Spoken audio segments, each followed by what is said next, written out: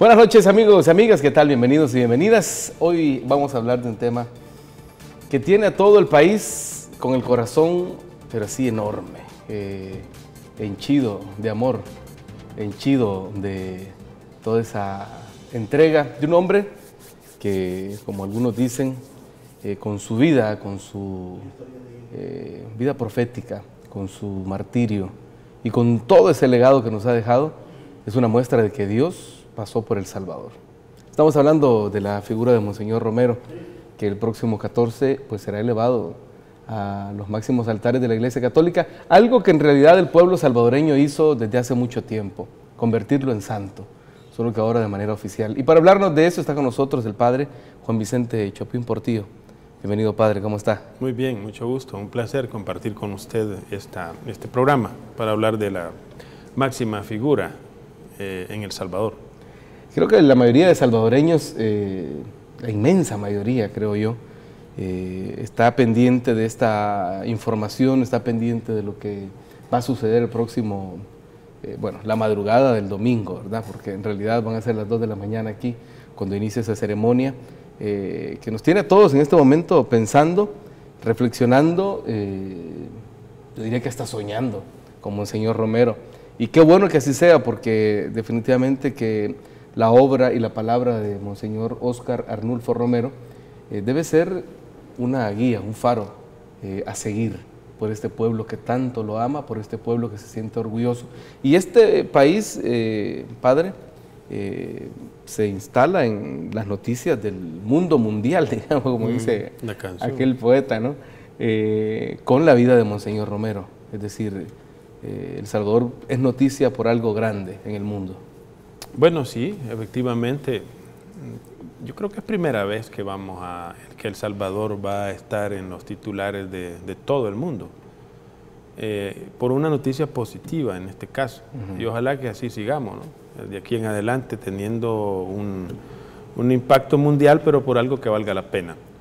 Y ciertamente, antes de entrar al programa, pues yo le decía a Luis que yo he vivido en Roma y he visto este tipo de ceremonia y la cantidad de periodistas que llegan con sus furgones una semana antes para hacer, como me explicaba usted, las previas, dialogando con las personas, haciendo otros programas para preparar al público, a los televidentes, para tener un impacto mayor, digamos, en la población. Entonces, si nunca hemos visto algo parecido, esta vez lo vamos a ver. Es decir, que El Salvador por primera vez va a aparecer en las primeras planas así literalmente de todo el mundo por algo positivo. Eso yo creo que si alguien lo discute ya tendría que estar muy mal de la cabeza y bien desorientado, ¿verdad? Porque la verdad es que aparecer en el panorama mundial por algo tan positivo como es un santo debe llenarnos a nosotros de mucha satisfacción y de mucha alegría. Efectivamente va a ser un acontecimiento de impacto mundial. Ahora, algo sí y que nos debe también llenar de alegría en esa misma línea, padre, es el hecho de que Monseñor Romero pues ya no nos pertenece como salvadoreños, sino que es del mundo, ya es San Romero del mundo. Antes nosotros decíamos San Romero de América, siendo sí. Un poco... más localista. Sí, más localista, ¿verdad? Quizás los de habla hispana o algo así, pero no, ha trascendido fronteras y ahora se ha vuelto mucho más universal de lo que ya era. Sí, pero esto coincide, digamos, con los personajes de calado mundial, ¿verdad? Estamos hablando de Martin Luther King, hablamos del Mahatma Gandhi, hablamos de Nelson Mandela. A ese nivel está Monseñor Romero y por eso ya no puede ser nuestro porque se constituye en un referente mundial. Es decir, todos aquellos que aman la justicia, que promueven el respeto de los derechos humanos, todos aquellos que promueven un principio de solidaridad, de amor a los más necesitados, de defensa de los marginados, encuentran en Monseñor Romero un referente. Y no solo, como decíamos, al interno de la Iglesia Católica, sino que tiene además un impacto en otras comunidades cristianas que no son católicas, que muchas veces yo me he encontrado con pastores evangélicos que aprecian muchísimo más a Monseñor Romero que algunos compañeros sacerdotes que que yo tengo, y me da pena decirlo, pero es la realidad. Hay de todo en la viña del Señor. Sí, pero igual pues están invitados también mis hermanos sacerdotes a promover y a respetar la figura de Monseñor Romero. Y algo inédito es que Monseñor Romero también es respetado en el mundo laico, quiero decir, en personas que no necesariamente son creyentes. Bueno, hasta en ateos. Sí, en personas que no profesan ni una religión ni una fe en un ser trascendente, pero descubren en Monseñor Romero una ética. Y eso en realidad es lo que más necesitamos actualmente. No solo que alguien diga yo creo en Jesucristo, ¿verdad?, pero actúo de cualquier manera, sino yo creo en Jesucristo, pero voy a tratar de tener una ética, un modo de comportamiento que corresponda con la afirmación verbal. Ya es lo que le llamamos integridad. Sí, y responsabilidad también, una ética de la responsabilidad. Yo creo que por ahí podría ir también el nivel de aplicación de Romero, ¿verdad? Después de la canonización, que me imagino que vamos a hablar de eso más adelante en el programa, Monseñor Romero se constituye en un punto de referencia. Yo vengo diciendo que actualmente, o sea, a partir del 14, digamos, como fecha simbólica del 14 de octubre, nadie me puede decir en El Salvador, mire, en El Salvador no se pueden hacer las cosas bien, porque ahí hay una cultura de corrupción, hay una cultura de robo, de homicidio, entonces ahí es imposible ser correcto. Bueno, ya teniendo un referente como Monseñor Romero, y yo estoy seguro que hay mucha más gente así como él también. Lo que pasa es que no se puede canonizar a todos, ¿verdad? Por razones de procedimientos canónicos. Pero hay muchas personas que en El Salvador hacen las cosas bien. Lo que pasa es que aquí tenemos en Monseñor Romero una persona, un referente, pues, un modelo, una figura que va a alentar pues, a muchos en el trabajo en favor de los más necesitados.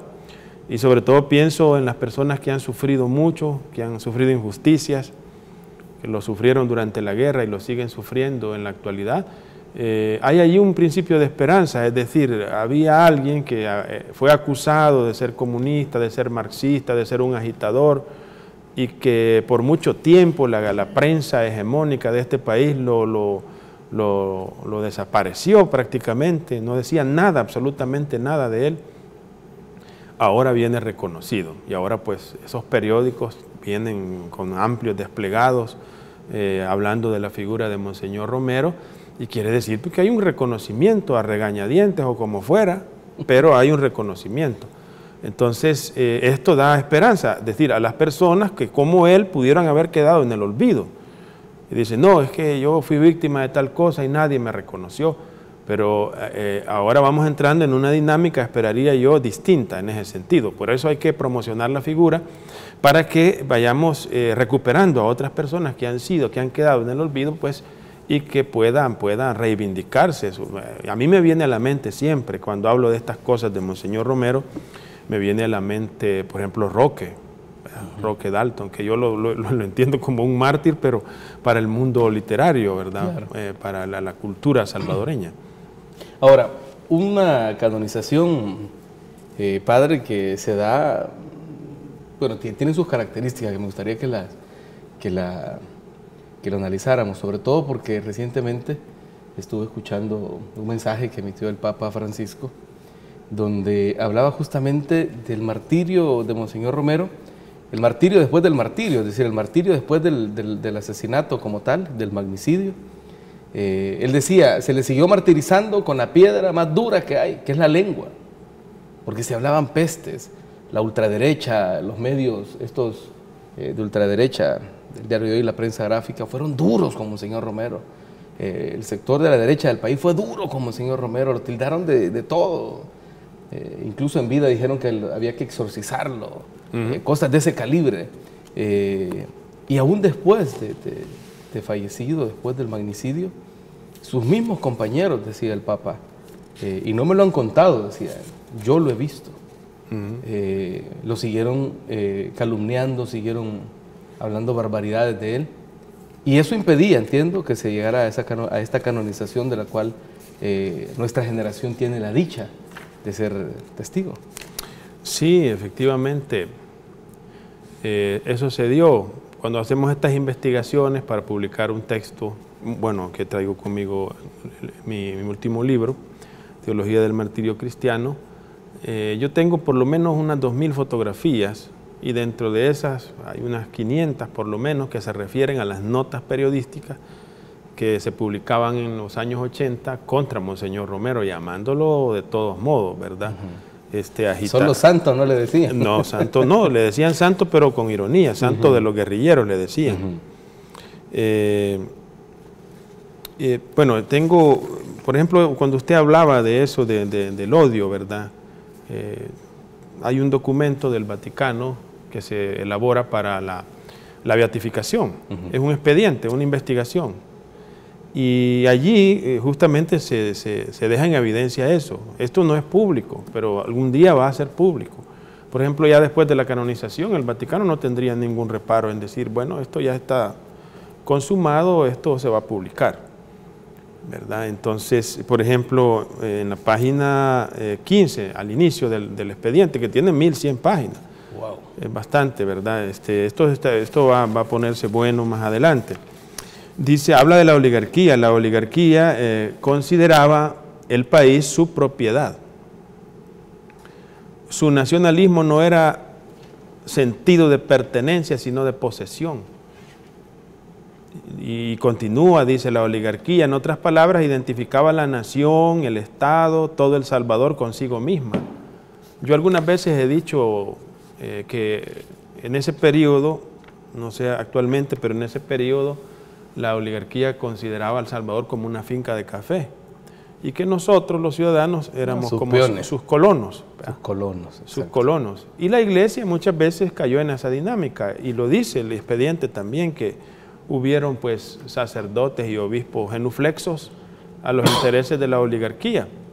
Y usted lo veía cuando llegaba a una finca de café, por ejemplo, y usted entraba a la ermita que estaba en el territorio de la finca de café, usted veía que adelante habían un par de bancas, las dos primeras bancas tenían unas plaquitas y tenían unos nombres y estaban reservados para el dueño de la finca.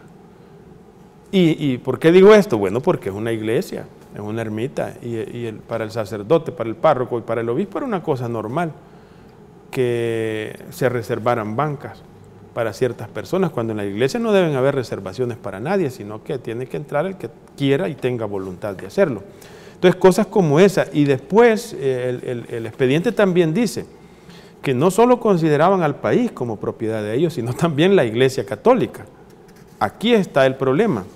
Y hay que decir claramente que el primero que se rebeló ante eso fue Monseñor Luis Chávez y González. El obispo anterior a Monseñor Romero fue el primero que dio el paso y dijo, no, esto se tiene que terminar en El Salvador, la oligarquía no nos va a venir a decir a nosotros qué es lo que tenemos que hacer. Era una persona muy respetuosa, Monseñor Luis Chávez y González, pero fue el primero que aplicó la doctrina social de la iglesia aquí en El Salvador. Por ejemplo, en la página 26 se repite eso, dice, para ellos, o sea, para la oligarquía, la Iglesia Católica les había traicionado. ¿Pero por qué les había traicionado? Porque la oligarquía, y esto lo dice ya en la página 27, consideraba, y leo textualmente, también la iglesia entre sus propiedades. Entonces, claro, al haber un obispo como Luis Chávez y González y después Monseñor Romero que dicen, no señores, eso no es así, la iglesia tiene su propia estructura y nosotros decidimos del futuro de esta institución consultando con las bases de la iglesia y así vamos a proceder. Por eso es que Monseñor Romero hace aquella misa única, se recuerda cuando matan a Rutilio Grande, el 12 de marzo del 77, ¿verdad? Cuando matan a Rutilio Grande, dice Monseñor Romero en protesta, bueno, vamos a hacer una misa única. Monseñor Romero lo regañaron esa vez, el nuncio, que es el delegado del Papa, lo regaña, lo manda a llamar y le dice, mire, usted eso no lo puede hacer, no es correcto. Pues sí, porque los cánones de la iglesia no lo permiten, en el sentido de que usted sabe que en ese tiempo la jurisdicción de San Salvador era enorme, no estaba dividida como está ahora, fraccionada. Entonces suspender las misas dominicales en toda la diócesis era algo impresionante. Pero Monseñor Romero lo estaba... ¿Nunca se había hecho? No, nunca. Por eso también aquí viene otro factor concomitante, por eso se considera a Romero un profeta, porque eso esa decisión que tomó Romero de hacer una misa única, los especialistas le llamamos un gesto profético. O sea, es una actitud que no está en la norma y que solo un profeta lo puede hacer, arriesgándose a lo que venga, ¿verdad? Entonces dice, no, esto hay que hacerlo y lo hace. Entonces el nuncio, cuando ve la determinación de Monseñor Romero, le dice, bueno, entonces usted es el obispo, hágalo. Y lo hizo. Usted asume, como quien dice. Sí, y entonces ese es... Como para meterle miedo. Ajá, claro, sí, como para... Usted va a pagar las consecuencias. Para persuadirlo todavía, ¿verdad? Entonces, lo que sucede es que ya había ahí un plan, digamos, algo sistemático. Rutilio Grande fue el primer sacerdote que asesinaron, pero ya había una lista. La lista la leyó el mayor Roberto D'Aubuisson un par de semanas antes del asesinato de Monseñor Romero, y Monseñor Romero en su diario y en las homilías denuncia eso y dice, este señor ha dado una lista y ahí estoy yo en esa lista de sacerdotes en la cual pues aparecía Monseñor Romero y lo denuncia públicamente Monseñor Romero, y unas 2 semanas después es asesinado. Y ¿sabe qué es lo más grave en estos casos? Que esas listas las daban otros sacerdotes y otros obispos alineados con la oligarquía, ellos daban la lista. Bueno, lamentablemente estas cosas así son. Es decir, ahí donde quiero hacer referencia a esto que concluye también el Vaticano en algún documento, cuando se habla del asesinato, dice, el Vaticano concluyó que el asesinato del arzobispo Óscar Arnulfo Romero, ocurrido hace 38 años, fue producto de una conspiración entre el gobierno de El Salvador y un escuadrón de la muerte. Sí. Grupo paramilitar de la ultraderecha, bueno, comandada por Roberto D'Aubuisson. Es decir, hubo una confabulación. Sí, pero este es el tema. Por ejemplo, miren, la página 27, este documento dice, es el mismo que estaba leyendo usted, es el mismo. Ese mismo, ok, listo. Sí. Ahora dice, el clero dejaba de formar parte del personal mantenido económicamente por la oligarquía salvadoreña.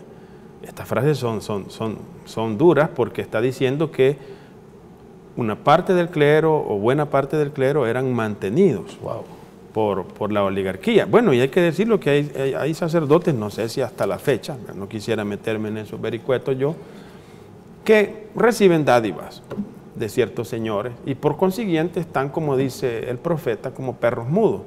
Es decir, no pueden decir nada porque reciben dádivas, es decir, dinero, bienes materiales, casas, carros, etc. Bueno, todavía en esta lista que hizo pública Elías Antonio Saca, el expresidente del Partido Arena, expresidente del Partido Arena y expresidente de la República a través del Partido Arena, ahí aparece. Sí, 2 nombres. 2 nombres. Sí, es cierto. Pero bueno, el expediente lo constata, dice en la página, repito, número 27, y leo textualmente, el clero dejaba de formar parte del personal mantenido económicamente por la oligarquía salvadoreña. Su autonomía se veía como una traición, o sea, los oligarcas lo veían como una traición. Claro, si le has dado dinero a esta gente y lo has mantenido, entonces, bueno, ¿y estos señores por qué reaccionan? Ya no responden a nosotros. Dice, de aquí el odio, no solo hacia cada sacerdote indicado como subversivo y comunista, sino también a la institución eclesiástica católica en su conjunto. De repente ya no podían tener confianza en ellos, mejor los protestantes.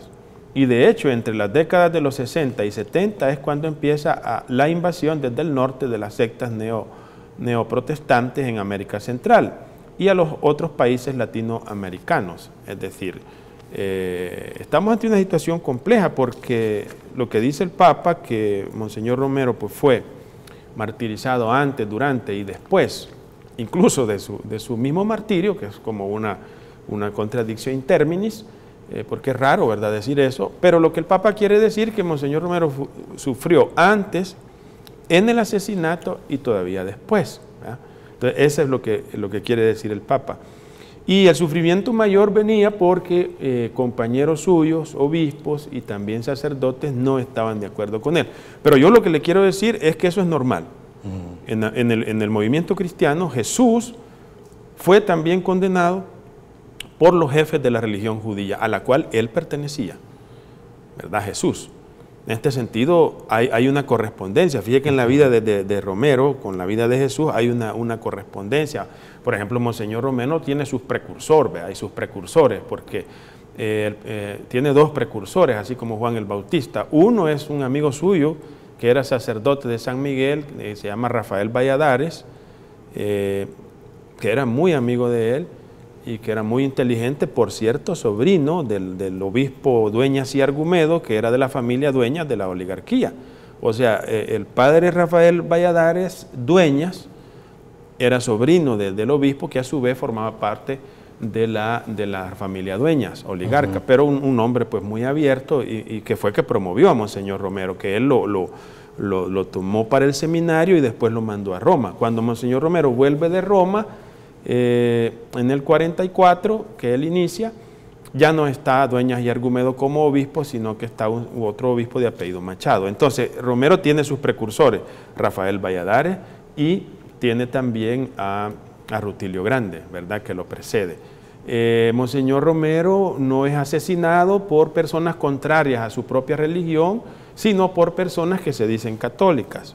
Y en esto coincide también con Jesucristo. ¿Por qué? Porque Jesucristo no lo matan gente pagana, sino que lo matan los mismos judíos, ¿verdad? Son ellos los que organizan el asesinato, pues, y se lo pasan al Imperio Romano. El que lo mató, me imagino que en la mañana hasta se haber persinado.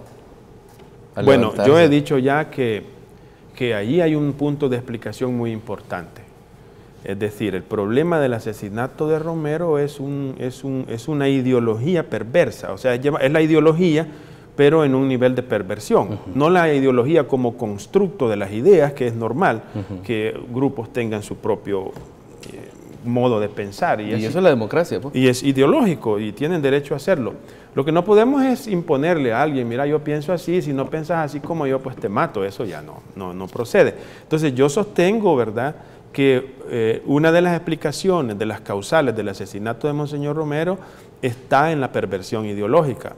E Ignacio Ellacuría ya lo había intuido, por eso es que Ellacuría hablaba de un proceso de desideologización, que no consiste, porque siendo Ellacuría un filósofo, no podía confundirse en lo que estaba diciendo. Claro. O sea, no estaba diciendo renuncien a sus modos de pensar, estaba diciendo renuncien a sus modos perversos de pensar. Perversos en el sentido de homicidas, de ser asesinos. Y parte de esa perversión es considerar traición esa autonomía de la Iglesia. Sí, ¿por qué? Porque ¿dónde está la perversión? La perversión está en una sustitución de funciones. ¿En qué sentido? Que en la estructura interna de la Iglesia Católica, la arista que está conformada por los obispos son los que disciernen, ¿verdad?, según un magisterio y un marco doctrinal dogmático, definen ellos según una disciplina interna qué es correcto y qué no es correcto. Bueno, a veces se exceden, ¿verdad? Pero bueno, eso ya es una cuestión de criterio. Pero no es un oligarca que va a venir a tomar la función de un obispo y va a empezar a decir, este otro obispo no está haciendo las cosas bien, lo vamos a matar. Ahí es pasarse los límites de las funciones que cada institución tiene en la sociedad, ¿verdad? Es decir, fueron unos pasados de rosca. Se pasaron de rosca. Y aquí en la página 28 hay más de la oligarquía. Dice, en El Salvador, la reacción de la oligarquía contra el catolicismo social, porque no es contra todo el catolicismo, no, era para una sino corriente. solo aquella corriente que estaba más cercano a los pobres. Fue virulenta e implicó a toda la Iglesia con la acusación de subversión y de comunista. Acusaron incluso a Pablo VI, que va a ser canonizado. Y bueno, hay que hacer cuentas con eso. O sea, en el diario de hoy, el señor Ricardo Fuentes Castellanos, que es sacerdote también, que fue sacerdote, escribía allí como plumífero de ellos, y ahí escribía él contra Pablo VI. Aquí en este libro yo cito a Ricardo Fuentes Castellanos ampliamente, y ahí dejamos constancia de esto, ¿verdad? Acusaron incluso a Pablo VI en la prensa de propiedad de la oligarquía. Un paso de la Populorum Progressio consideraba la posibilidad de insurrección en el caso de una tiranía de evidente prolongación que atentase contra los derechos humanos. Entonces, lo más importante pues es que ciertamente el Papa está ahora con esta canonización restituyéndole a Monseñor Romero lo que se le había arrebatado, dignidad. Pero que el pueblo nunca le quitó a Monseñor Romero, sino todo lo que contrario. El pueblo siempre mantuvo en alto la figura de Monseñor Romero. Y lo va a seguir siendo más, me imagino yo, digo, luego de la canonización, más de lo que ya lo es, porque la gente realmente aquí en El Salvador y los salvadoreños por el mundo y muchas iglesias y comunidades y movimientos ya lo tenían en los altares más grandes, no de la iglesia física como tal, sino del corazón y como faro de luz que guía los pasos que llevan todas estas comunidades, todas estas personas que consideran a Monseñor Romero como la presencia de Dios en el mundo. Vamos a hacer una pausa, Padre, y cuando regresemos seguimos hablando de este tema que tiene a toda la gente, insisto, con el corazón enorme, de orgullo por San Romero de América, San Romero del mundo. Una pausa, venimos con más.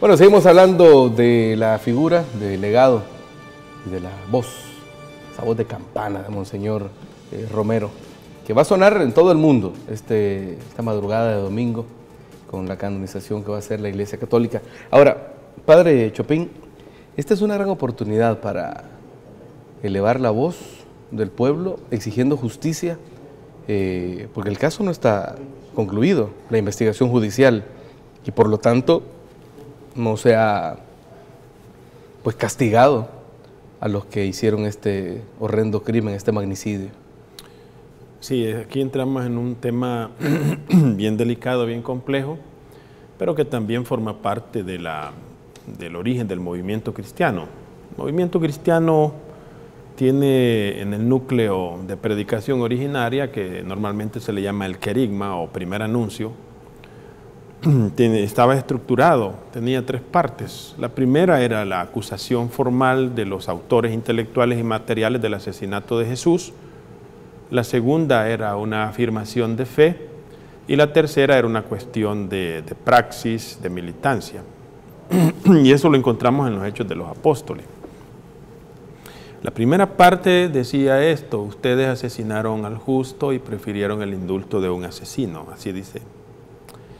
Y bueno, los judíos reaccionaban cuando los apóstoles andaban por Jerusalén diciendo eso, acusándolos a ellos, a los líderes, no al pueblo judío, a los líderes.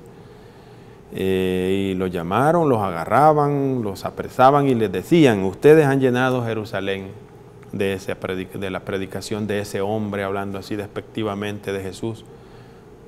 Y les hemos prohibido, dice, taxativamente que ustedes hagan eso. Sin embargo, no les basta eso, sino que además quieren responsabilizarnos de la sangre de ese hombre.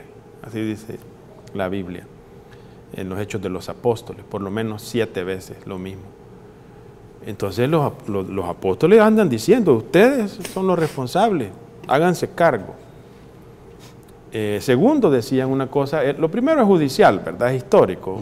Es un hecho que ustedes lo mataron, estuvieron ahí suspendidos en la cruz, esos 3 malhechores que ustedes dicen, y uno de ellos es nuestro líder, y nosotros lo vimos. Pero sucede que Dios lo ha resucitado, decía en la segunda cuestión, Dios lo ha resucitado.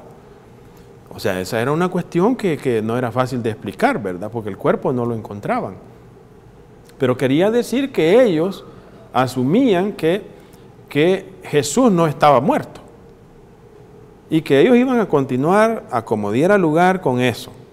Y tercero, decían: y nosotros somos testigos de eso. De eso, cuando decían eso, se referían al hecho del asesinato y de la resurrección. O sea, las dos cosas.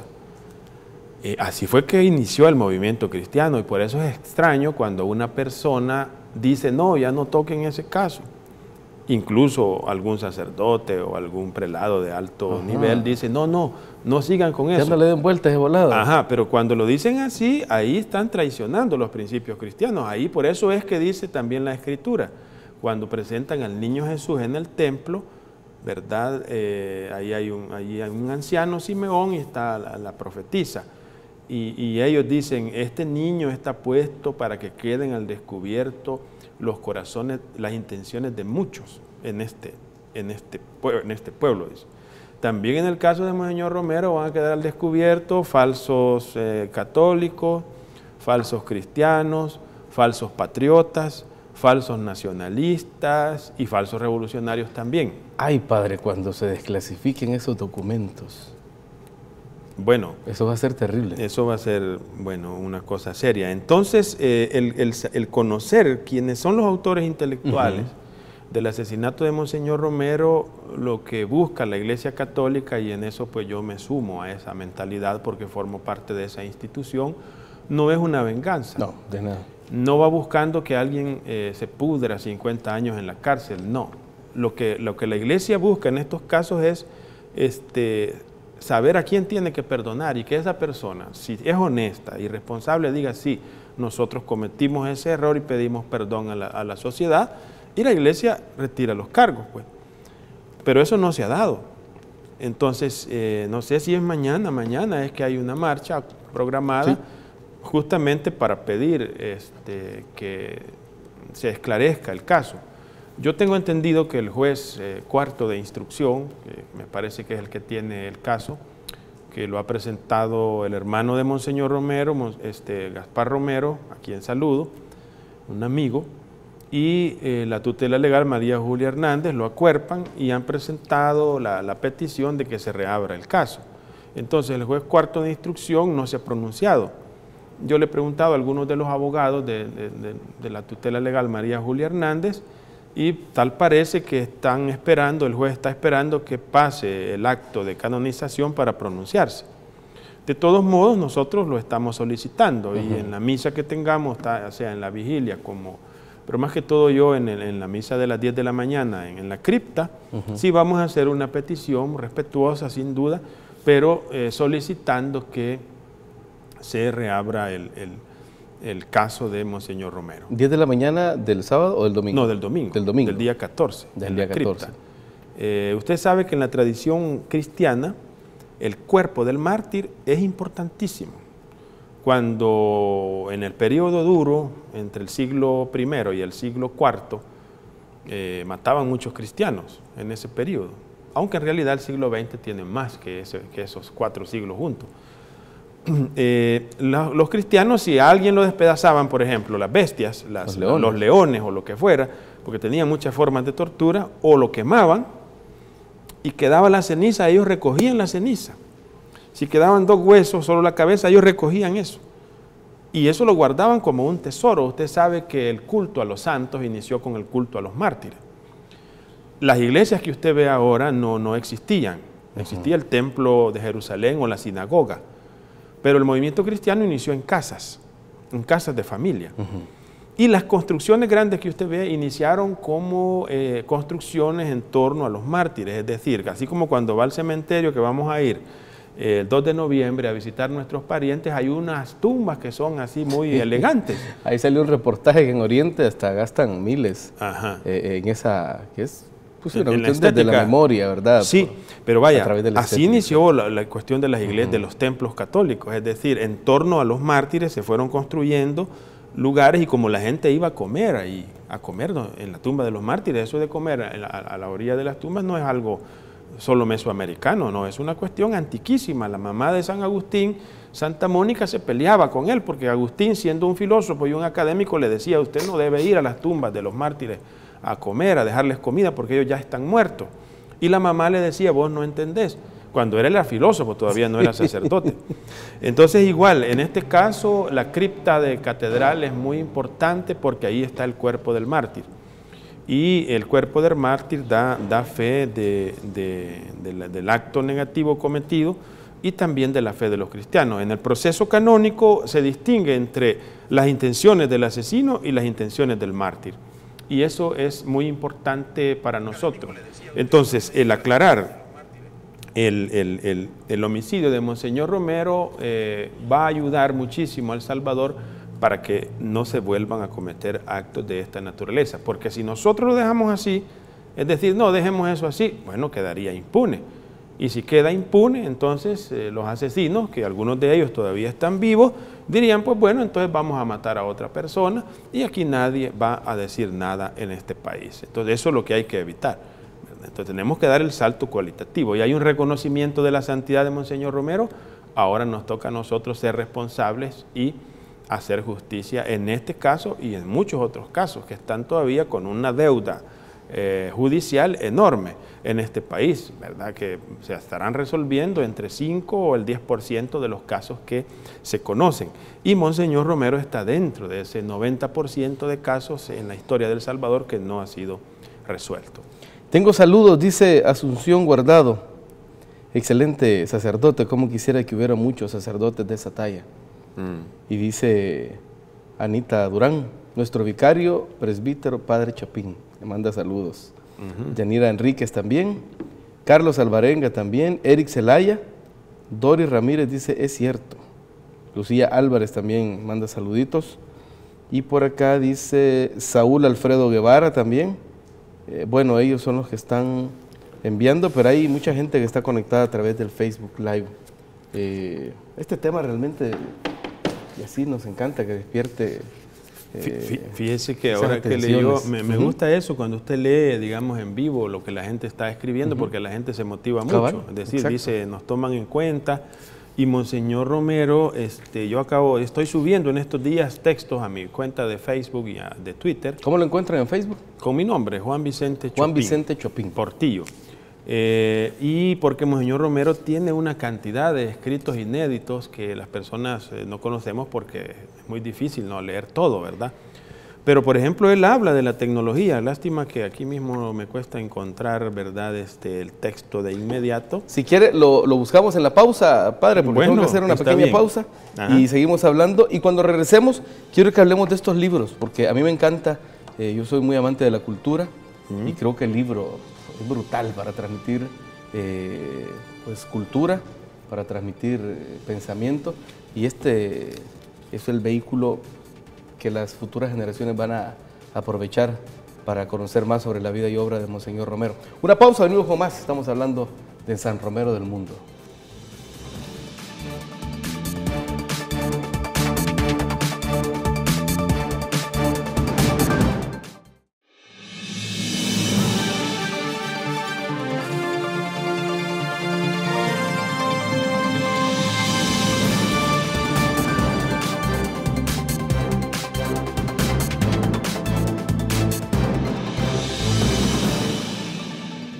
Bueno, seguimos hablando de San Romero del Mundo. Fuera de cámaras hablábamos con el padre sobre un par de libros que anda llevando. Este está sumamente interesante. Me contaba el padre que tiene que ver con escritos de Monseñor Romero, pero de Romero el sacerdote, el padre, es decir, no el arzobispo. Cosas que escribió previo a ser obispo y por lo tanto arzobispo de San Salvador. Y por acá, hablando de la vigencia que tienen las palabras de Monseñor Romero, quiero leerles para que luego nos comente, padre, algo que él escribió. Estamos hablando de aquella época, pues, los años 50, ¿será esto? 55. Sí. Dice, la fuerza más potente del mundo no es el vapor, sino la fe. La energía más valiosa del mundo no es la electricidad, sino el amor. El ideal más digno del hombre no es el campeón de boxeo, sino el santo. El tesoro más sublime del hombre no es la máquina, sino el alma. Y sigue diciendo, la vida moderna nos ha robado el tiempo a los valores espirituales. La carrera vertiginosa de la vida sigue el ritmo de la edad maquinaria que vivimos. El hombre está orgulloso de ese adelanto técnico. Sin embargo, es necesario detenerse de vez en cuando unos minutos para orar. El hombre que no tiene tiempo para orar se ha hecho una máquina. Solo es hombre el hombre que se sobrepone a la máquina y el vértigo moderno para sentirse en la serenidad de la plegaria un hijo de Dios.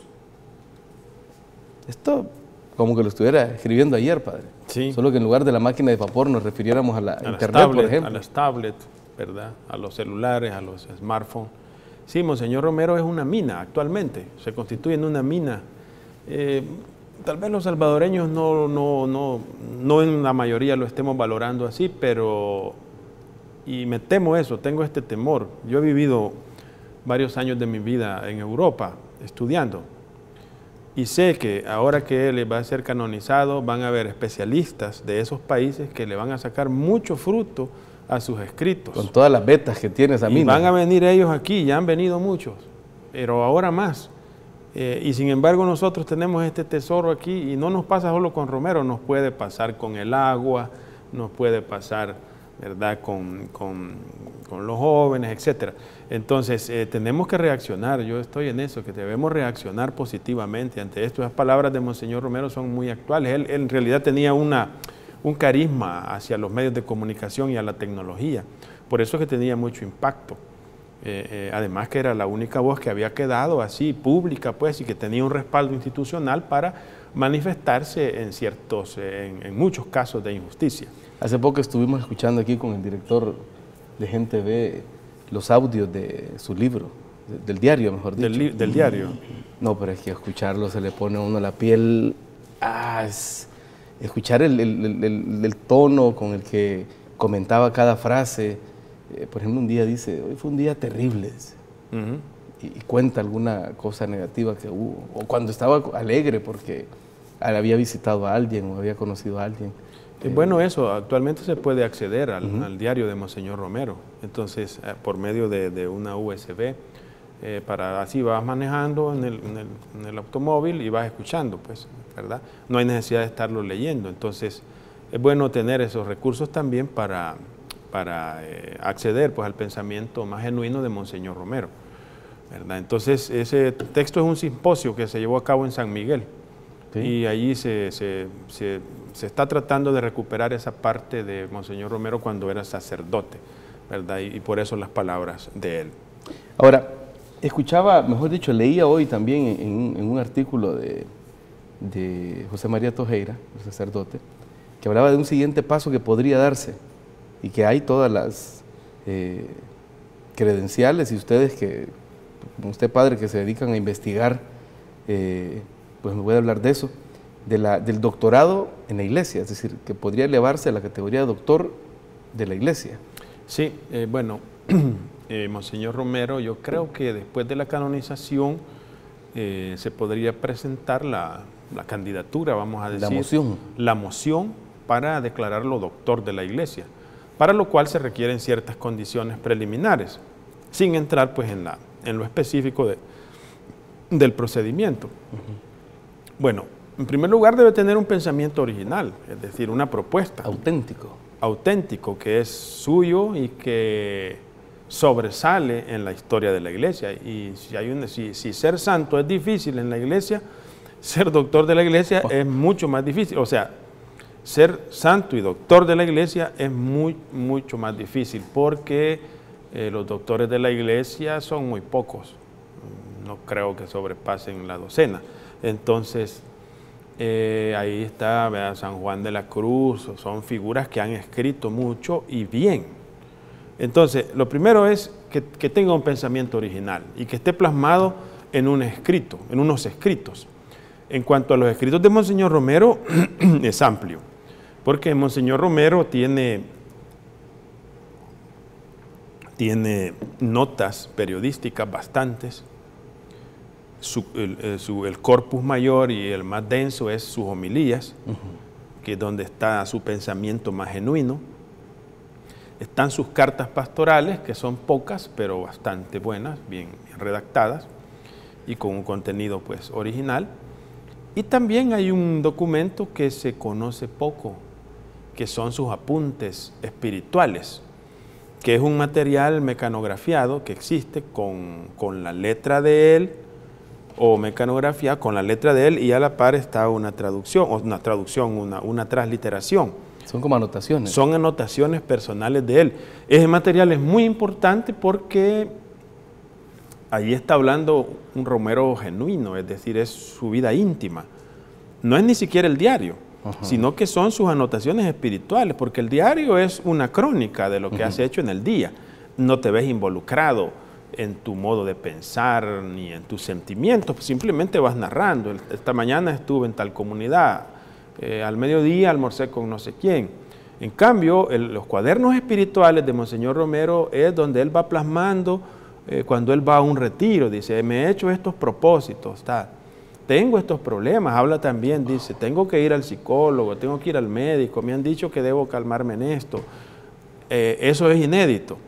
Pero ya está, se tiene el material y ese material también va a formar parte del corpus, de la obra, de la ópera omnia de Monseñor Romero, que tiene que ser el material que hay que presentar para hacer la moción.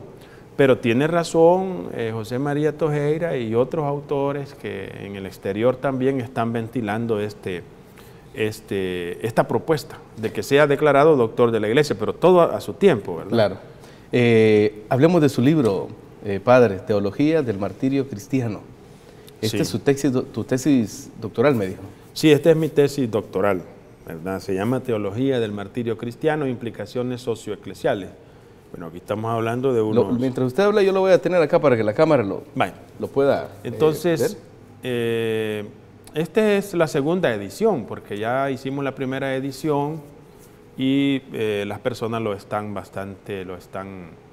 recibiendo bien, porque es un trabajo de tipo científico, es decir, es una investigación, no es un trabajo narrativo, no es biográfico, sino que es teología, en el sentido de profundizar los principios que caracterizan a un mártir.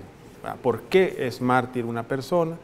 Desde el punto de vista bíblico, desde el punto de vista histórico, desde el punto de vista sistemático.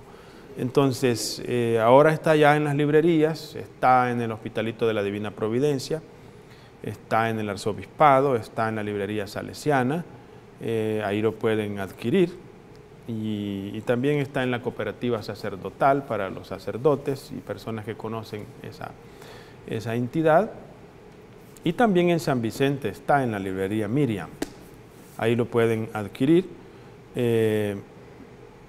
Digamos, un trabajo que tiene algunas partes importantes, como por ejemplo hay documentos inéditos ahí del Archivo Secreto Vaticano sobre la masacre del 32, que es un periodo que no corresponde, pero yo se los digo porque en ninguna parte lo van a encontrar, a no ser que vayan allá al archivo y los dejen entrar allí y lo puedan acceder.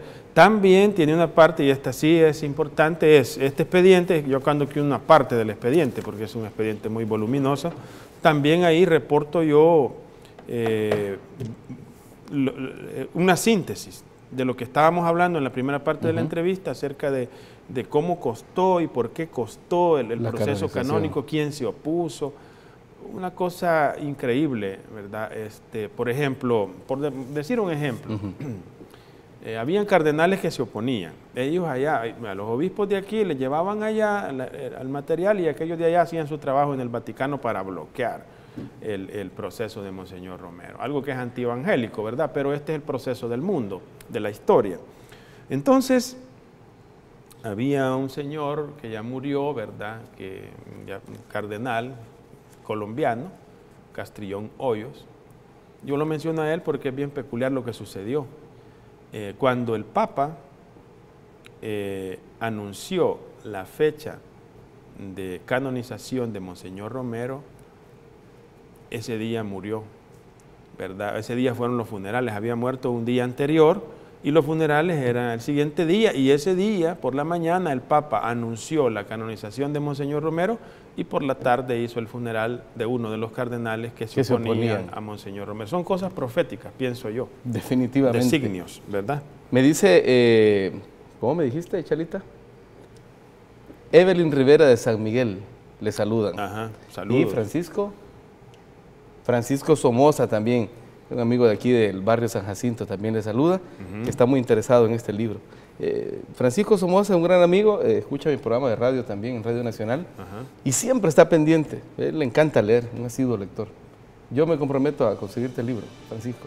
Sí, bueno. En vivo. Padre, gracias por haber venido y tomarse este tiempo. Yo hubiera querido tener unas 2 horas de programa, pero no se puede, así que lo espero pronto por acá. Bueno, un placer y te agradezco también la invitación y les motivo a seguir promoviendo la figura de Monseñor Romero.